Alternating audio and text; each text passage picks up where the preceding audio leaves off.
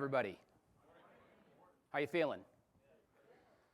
Outstanding. First off, I'd really like to thank the 4As. I'd like to thank FFEATURED. I'd like to thank our sponsors for the opportunity to share some of what I've been able to spend some time thinking about with all of you today. And more importantly, I'd like to thank each and every one of you for the time and the attention that you're willing to give to this topic. I hope very much to be worth your while, right? As we get into this today, I want to talk about something that's called beyond creative, or at least it's what I call beyond creative. We stand at the threshold with AI of what I think can be a very remarkable reformation for our business and for our industry. I think that if we are willing to go boldly into the future, that we will find that our industry, can have a profound impact on the human experience through the very intentional, focused, and deliberate application of creativity, right? Big, bold, I hope you agree with me, right? A couple of things that you should know about me. My name's Jason Gaikowski. Number one, I am neurodivergent. This is something I've only recently been saying publicly. I have the thing that they used to call Asperger's. That means that I was born with a brain that loves complexity, that is really good at finding patterns, and is not so attached to social convention or conventional thinking. This allows me to see and experience the world in ways that others don't. Number two, I'm an endurance athlete, ultra endurance. This has given me a lot of time to think deeply about a lot of topics, while also working on mental strength and emotional resolve, right? Like there's something in that that frames and informs the way that I work. Lastly, I've now spent 30 years improbably and very fortunately working on helping brands and businesses change. First through digital transformation, then through brand transformation, customer experience transformation, enterprise transformation. Transformation and change has been the nature of my work for a lot of years now. And that informs all of this thinking. I have 3 goals for our time together today. Number one, I hope that our time together is so engaging that you are not tempted for 1 minute to look at the devices of your Silicon Valley overlords. Ignore your notifications. Number two, I hope to be so informative, so insightful, that there is at least one thing that I share with you today that changes the way you think and changes the way you act, starting tomorrow, if not today. Number three, and Jeff, I need your help on this one. I hope to be so inspiring that at least 2 or 3 of you feel compelled to stand up and cheer as if I had scored a Super Bowl winning touchdown. I'm not gonna lie, I really hope that I could earn a standing ovation. That would be wonderful. And if even 2 or 3 of you are willing to jump up out of your seat and cheer, there's a good chance the rest of you follow. There's a good chance, right? I'm going to give you the answer at the very beginning, because none of this is new. All of this has happened before. It feels like we live in exceptional times, but it's the same story that repeats over and over again, right? The secret to change is to focus all of our energy, not on fighting the old, not on defending the old, not on justifying the old, but on creating the new. That is what we need to do. This is not about fighting, defending, justifying, protecting, preserving the old. It is simply about building the new. 2015, 2014, 2013, I started getting interested in AI. 2015, OpenAI was founded. 2016, Neuralink was founded. There's a lot of interesting work that happened at that time. 2017 was a really interesting breakthrough. You may or may not be familiar. That was the year that AlphaGo Zero came forward.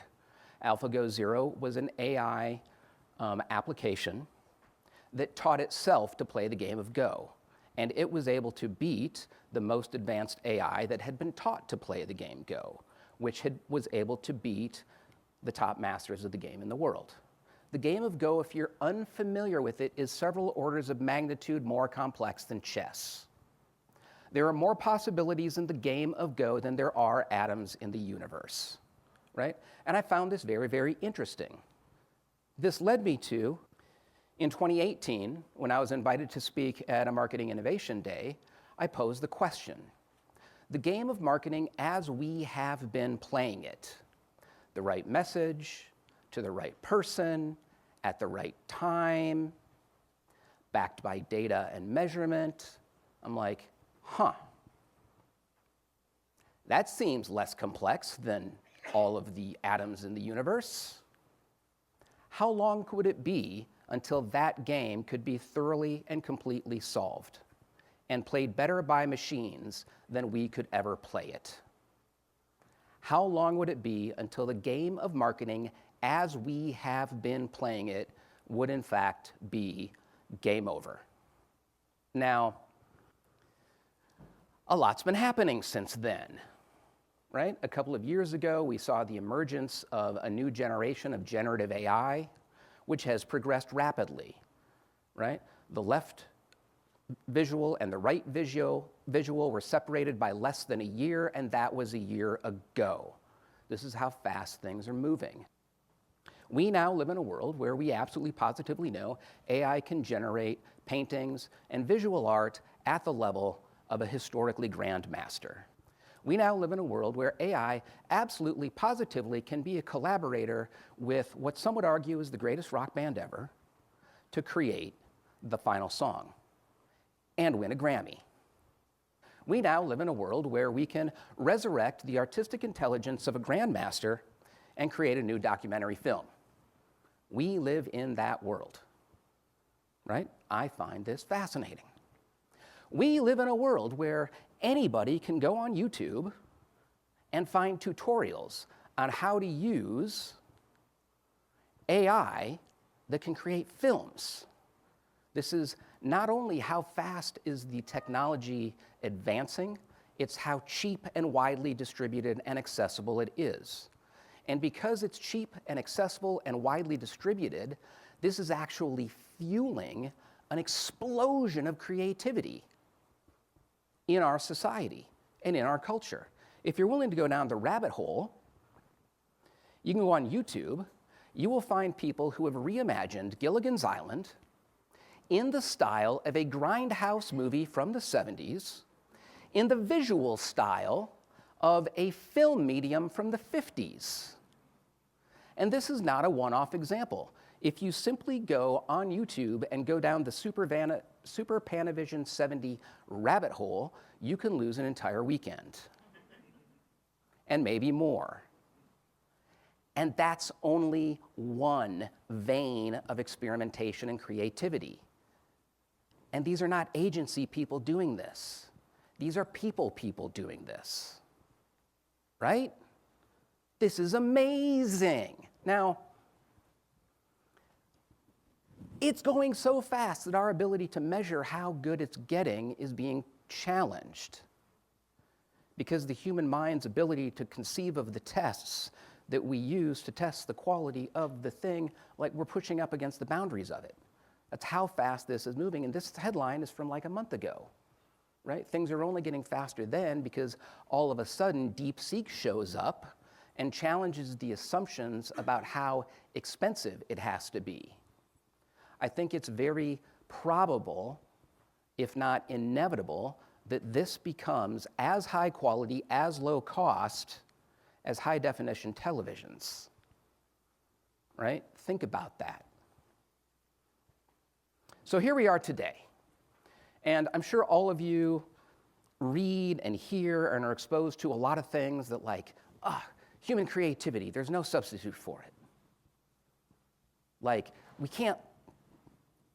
the machines can never do what we can do, what our talent can do. And I'm like, maybe, interesting, right? When I look at so much of the dialogue in our industry, when I look at so much of the thought leadership of our industry, what I see again and again and again and again is a lot of focus on how we can use this to drive efficiency.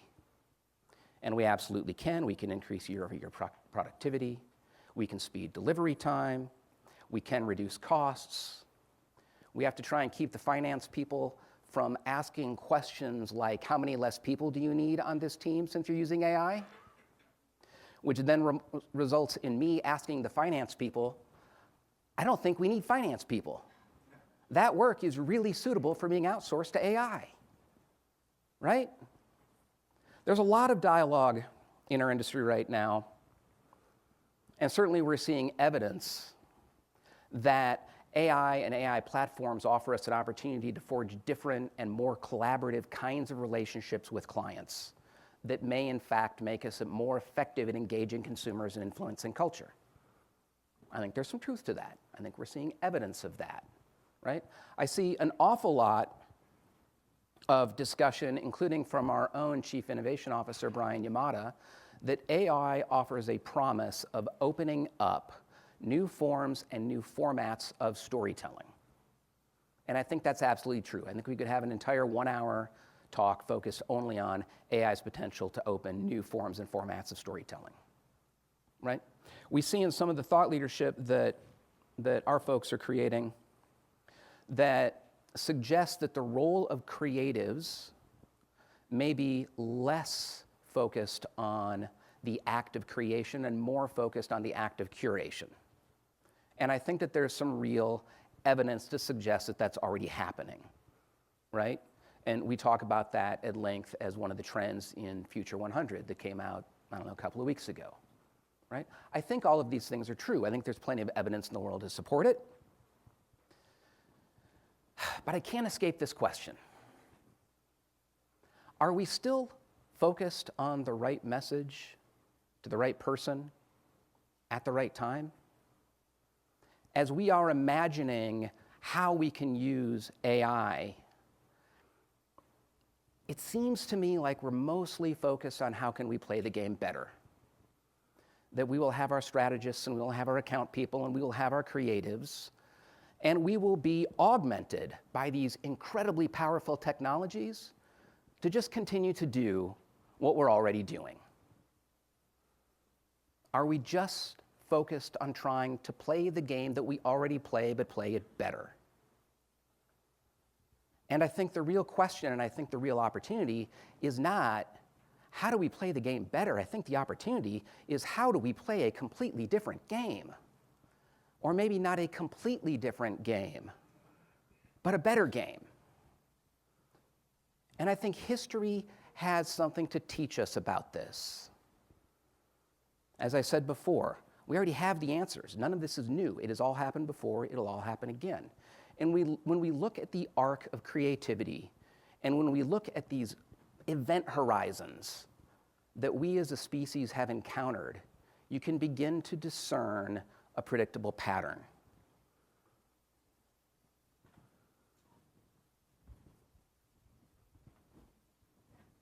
Oh, thank God. We're just hanging out, humans being human.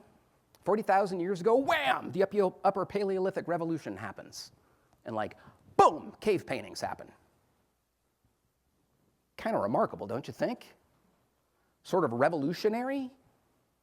We went from like not sure about how to communicate to like, bam, lasting communication that exists outside of the human mind, right? Everything changed, and not by a little, by a lot, right? That was cool. We're doing that for a few thousand years. Then we get to the golden age, wham! Golden age comes along, and it is a new application of creativity. You begin to see like visual representations move from 2 dimensions to 3 dimensions. You begin to see creativity applied to thought, applied to logic, applied to philosophy, right? Creativity fuels this like explosion of human progress, right? That's cool. We're zipping along, wham, the Renaissance comes along, right? Here we have a debate of is creativity a skill or is creativity a talent? I suggest that it's both, by the way. Right? But we also see creativity applied to politics. We see creativity applied to science, right? And we take this enormous leap forward in the human condition, right? That's cool. Next thing you know, the Enlightenment comes along. And my God, creativity applied to the laws of the universe, written down and giving us tools like Principia Mathematica. Holy hell. This is incredible. Isn't this unbelievable? Oh my God, then the Industrial Revolution comes along, and we take creativity and we're like, let's create artificial beings that do the work of organic beings. It's almost like early artificial intelligence, kind of, right? But all of a sudden, creativity gets applied to like exploding economies and things like this. It's incredible. The digital age comes along, another explosion. It's incredible. This is one that we've mostly lived through, right? Here's the recurring theme. Anytime we hit one of these event horizons, what comes next is beyond imagination. And beyond imagination is really important because everything that we have ever accomplished, everything that we ever will accomplish at one point in time was considered implausible, if not impossible. We put people into aluminum tubes and hurl them across the sky, burning dinosaur juice daily, and it's safe. Are you telling me that's not ridiculous? It's ridiculous, right? And so here we stand at the edge of an event horizon, and it is essential, I beg of you, to recognize that with AI, answers are cheap. Questions are the future. Answers are cheap. Questions are the future. Knowing is cheap. Wondering is the future. Expertise is cheap. Imagination is the future. Which gets me to a central question. Knowing that, as we stand at this event horizon, what kind of questions are worth our time and worth our talent? Are we going to focus on questions like, how do we get more impressions? How do we get more engagement? How do we get more earned media? I submit that we already know the answer to that path. Chasing engagement leads to clickbait. We know it. Chasing engagement leads to a process called enshittification. Not my word, right? Where we build a business by giving people what's good for them, and then eventually we expand the business by forcing upon them what's good for us. This is why Google is less valuable and enjoyable than it used to be, and it's why Amazon is in the process of going to hell. Enshittification. Not my word, I am jealous of it, I promise you. Or do we want to ponder questions like, how might we preserve the voice of people who will soon be voiceless? Work that we had the privilege of being involved in, of designing a children's storybook that allows people to bank their voice. Are we going to answer questions like, how do we transform the experience of an MRI from something that is scary and traumatic to something that is engaging and enjoyable? If you're unfamiliar with this work, people designed an audiobook that incorporates the sounds of an MRI into the story. Think about the positive impact on the healthcare experience of a child, right? Or if we want to be less lofty, right? How do we use technology to allow music lovers to explore the roots of the music they love and discover that they are closer to Tennessee than they are to Kevin Bacon? This is the kind of work that I call beyond creative. It's not limited to creative as we define it, and it's not constrained to creative departments. It is creativity applied to advancing the human impact of our work, right? How do we do it? I got 5 steps for you. Number 1, run at the technology really hard. Experiment with it, play with it. I've got an AI agent who's my personal chef and nutritionist. I never have to wonder what to have to dinner or what to shop for. I just ask it. I can outsource so much of my life. I can also design, test, and implement new concepts for how to evaluate brand strategies based on the work of sports analytics and publish an article about it in 3 hours, right? We have to play with the technology. Number 2, and this may be the most important one, we have to figure out how to defy and overcome industry superstition and bias. The creative department does not have a monopoly on creativity. The creative department does not have a monopoly on creativity. A great idea does not care where it came from, right? There are assumptions that sit in our industry that served us before that will not serve us in the future. Number 3, Please, I beg of you, evangelize creativity for all. The research is quite convincing. There is a 98% chance each and every one of us is born a creative genius. That means that 98% of your staff very likely was born a creative genius. Right now in our industry, creatives represent 30 to 50% of our people. Why not 95% of our people? Right? Why should the primary work of the person at the front desk not be to engage in creativity? If creativity is as valuable as we think it is, we ought to leverage the hell out of it. Number 4, I beg of you, invest your time, your money, your energy, your resources in the world of imagination. Take the work that you know well and the processes that empower it, and AI the hell out of it. How you do work when you know it well can be mostly outsourced to the machines. Right? Work that you know well, that you do, you can do an awful lot of agentic AI in that, and a lot of agent augmentation, and that should free up a hell of a lot of human hours to be pondering bigger and more interesting questions, right? Imagine a future where 80% of your operations are run by machine, but 80% of your energy is focused in imagining better. Number 5, seek better questions. This is not a novel framework, but it is an important framework. And game theory proves it out. Focus on what's good for business by being good for people. Desirability, viability, and feasibility. I love profit. I love profit by creating human prosperity. If we get ruthlessly focused on that, we can unlock enormous growth potential for our industry. This is my blueprint for evolving beyond creativity. 5 steps. Run towards the technology. Focus your energy on building the future, not defending the past. You do have to defy industry superstition, and that is really hard. That is really hard. Evangelize creativity for all.